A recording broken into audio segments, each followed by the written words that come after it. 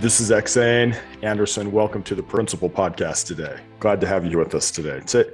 We call this the Principal Podcast, and I want to touch back on something we've talked about previously and then wrap into something maybe we haven't talked about as much. Principles are real, whether you believe it or not.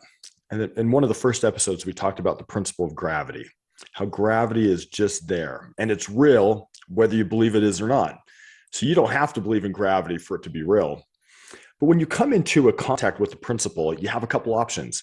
You can either align with it or you can ignore it to your peril. So let's talk about this with gravity as a review. Gravity. How could I align with gravity to say, make me money? Well, I could build a hydroelectric dam. I could build the dam across the river and have the water flow through. The gravity would pull the water through and you could generate millions of dollars worth of electricity. I could perhaps start a skydiving company and have people jump out of a plane. The gravity would give them this thrilling ride down to the ground and they could, glide down in their parachute, courtesy of gravity. I could start a ski resort where I could let people ride up a lift and they could ski down the mountain pulled down by gravity, right? I've asked this question to many people. They've given me all kinds of funny answers. Once somebody said, well, you could do plastic surgery, which I thought was a little bit funny. Somebody said you could do, you could start a bungee cord jumping company, or you could do roller coasters. All of these things involve gravity. You could build these things and actually become very successful. Or you could ignore gravity and fall off a cliff and die. So gravity is this scientific principle. And it can either make you wealthy with one of your gravity-related businesses, or it could injure you, maybe even kill you. And when we're talking about principles, I got to tell you, there are principles in human relations. There are principles in your marriage. There are principles in your family. There are principles that help influence your troubled teen or other people that are just as real as gravity. Now, one of the biggest principles is that people still have free will. You can do everything right and people can still tell you no or go a different direction. But there are things you can do in relationships that make it much, much more likely that you'll have success. Now, I want to talk about something that's important. As you know, my big push in doing these podcasts is to help marriages and families, because I really believe that if we don't help marriages and families, everything else we do, I think like Neil A. Maxwell said, will be like straightening deck chairs on the Titanic. So one of the things we need is for parents to be able to teach their kids what's really real principles. Not stuff that's just kind of the latest fad or the latest cultural thing at the moment. What is really, really real? Because if we can find out what's really real and teach it to our kids, we give them that much more of a chance of being successful in the world and being able to help others and serve others and follow, frankly, Jesus Christ, who's, in my opinion, lets us know what the real high principles are. Now, before we go that direction, let me tell something else here. Rules bring freedom. Let me tell you what I mean. And this is a discussion that's not original to me. In fact, I've been credited to my dad and to a little bit to my sister who've talked about this. If you have a skateboard, you can skateboard down the street. You might be able to go kind of far on your skateboard, but you don't have as much freedom on a skateboard maybe as you'd have if you got into a car. At least you couldn't go as far, right? But if you look at it, the rules you have to obey in a car, and even the rules with making a car, are much, much more strict.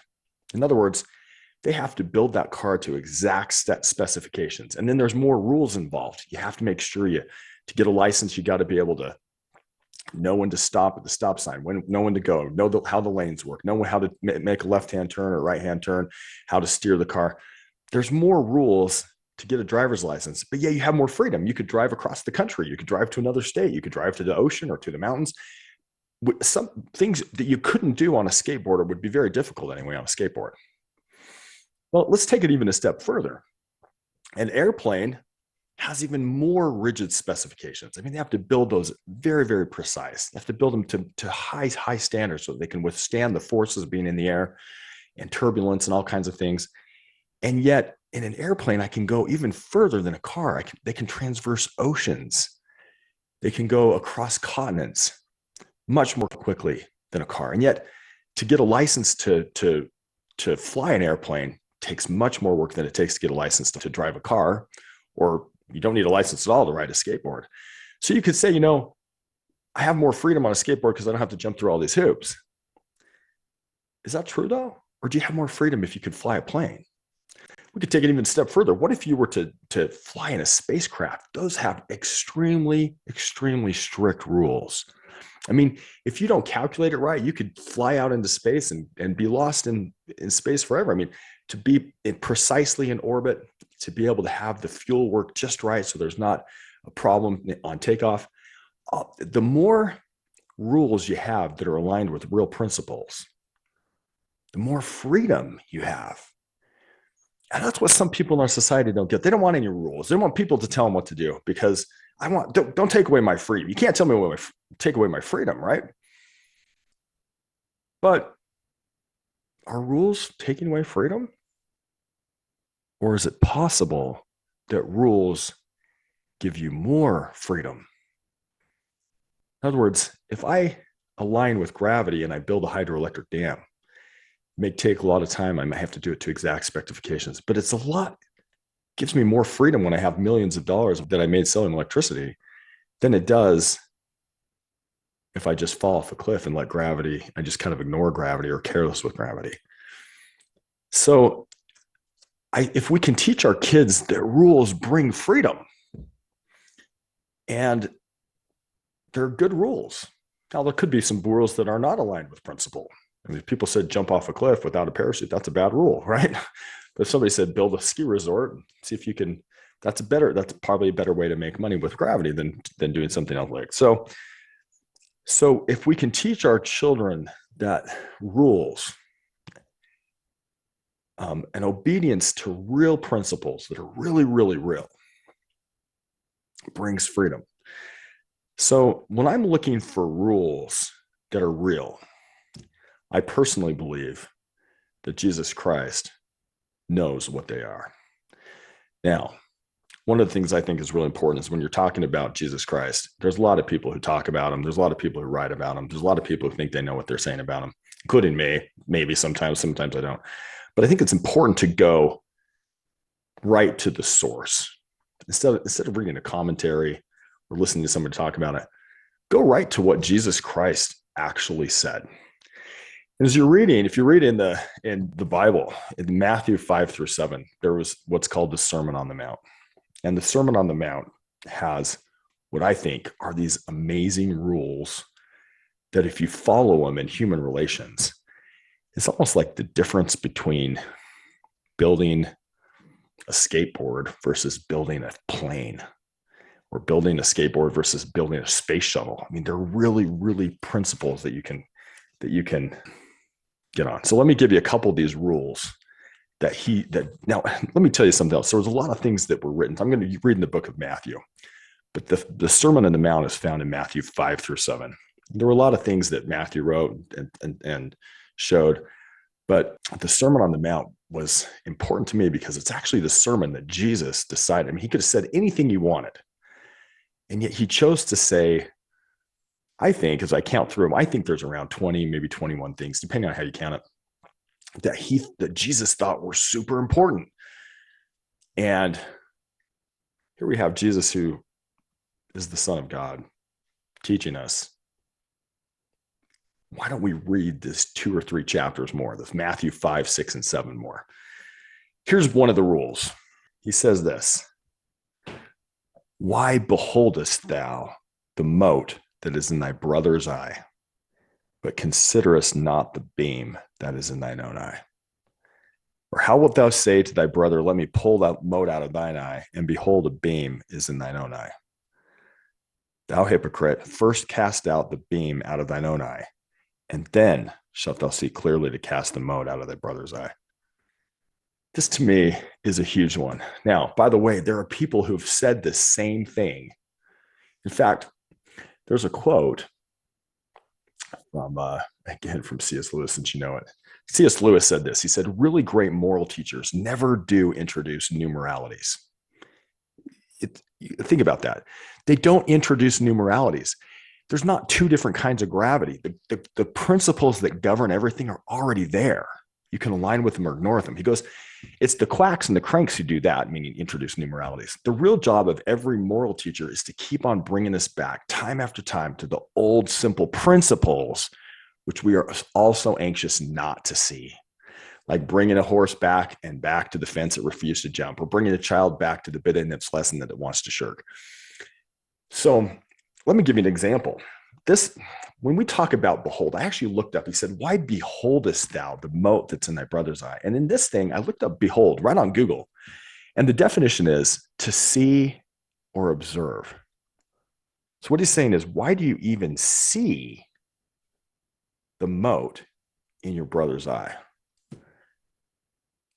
So Christ is sitting here saying, you want the real stuff, the stuff that's going to make you go from a skateboard to a car, to a plane, to a spaceship and give you more freedom? Here's a rule.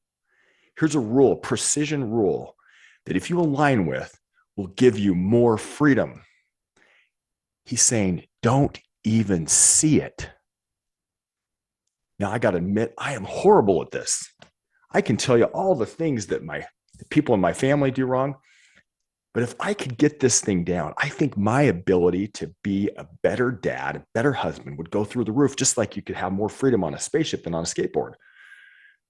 You have more freedom on a plane than a car, because the rules, even though they're more precise, if you are starting to even see, even behold something wrong with someone else, you're over the line. I'm over the line.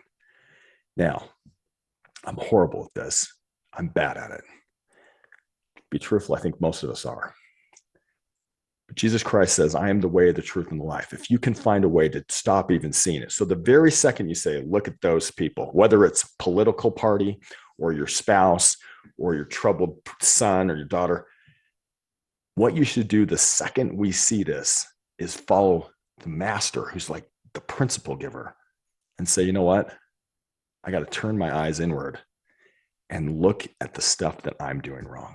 Now, I got to tell you, great moral teachers never give you new moralities. They just sometimes say it in a different way. Stephen Covey talked about this. Stephen Covey talked about you have a circle of concern, which is a big one, and you have a circle of influence, which is smaller than your circle of concern. So you might be concerned about the weather or about war or about things going on in the world that you can't control. And then you have a smaller circle of influence, which are the things you can control.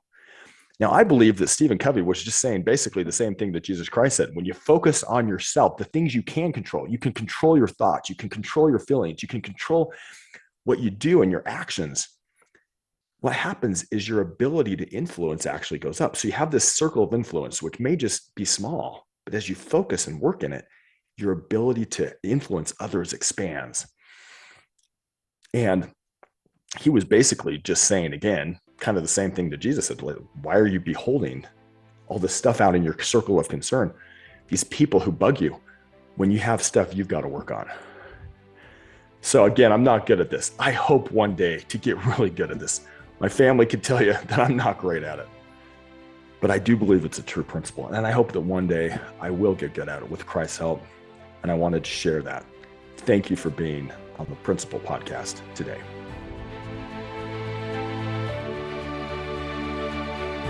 This is X.A. Anderson.